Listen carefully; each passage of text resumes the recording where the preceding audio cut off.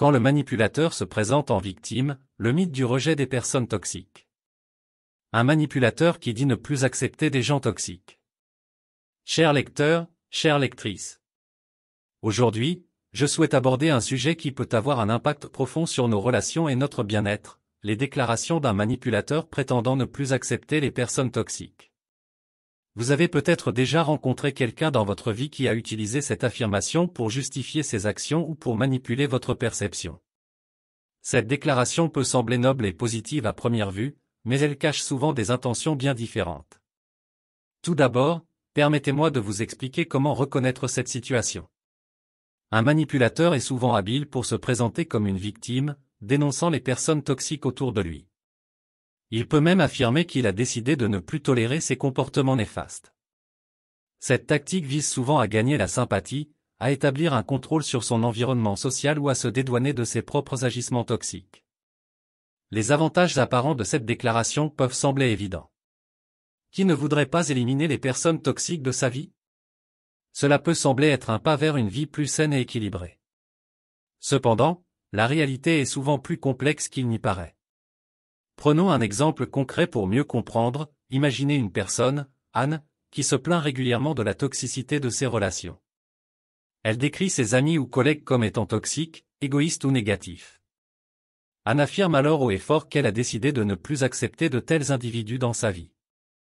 Pourtant, un observateur attentif remarquerait peut-être que ces personnes qu'elle qualifie de toxiques sont souvent celles qui la contredisent ou qui ne se plient pas à ses demandes manipulatrices.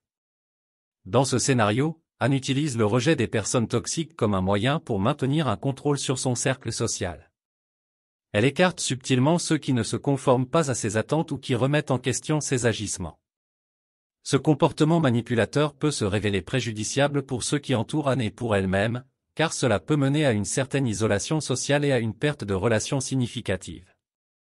Maintenant, vous vous demandez peut-être, comment puis-je identifier et gérer cette situation? Tout d'abord, soyez attentifs aux schémas comportementaux. Observez les actions réelles plutôt que de vous fier uniquement aux paroles. Si vous constatez que quelqu'un rejette régulièrement des personnes en les qualifiant de toxiques sans raison valable, soyez vigilants.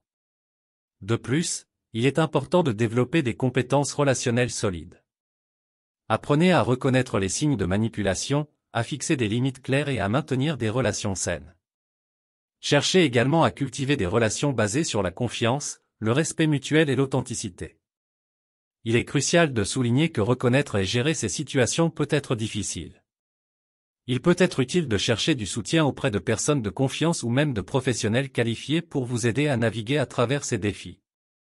En conclusion, il est important de regarder au-delà des déclarations superficielles et de rester attentif aux actions et comportements réels d'une personne qui affirme ne plus accepter les personnes toxiques. La vie est faite de relations interpersonnelles complexes, mais en développant notre discernement et nos compétences relationnelles, nous pouvons créer des liens plus sains et authentiques. Je vous remercie de votre attention et vous encourage à rester conscient et attentif dans vos relations afin de cultiver des liens positifs et épanouissants dans votre vie. Bien à vous. Nous sommes arrivés à la fin de cette vidéo pratique. Nous espérons sincèrement que cette vidéo a été une source d'inspiration et de réflexion pour vous.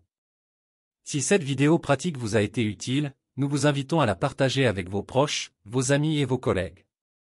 Merci encore de nous avoir accordé votre temps et votre attention. Bien à vous.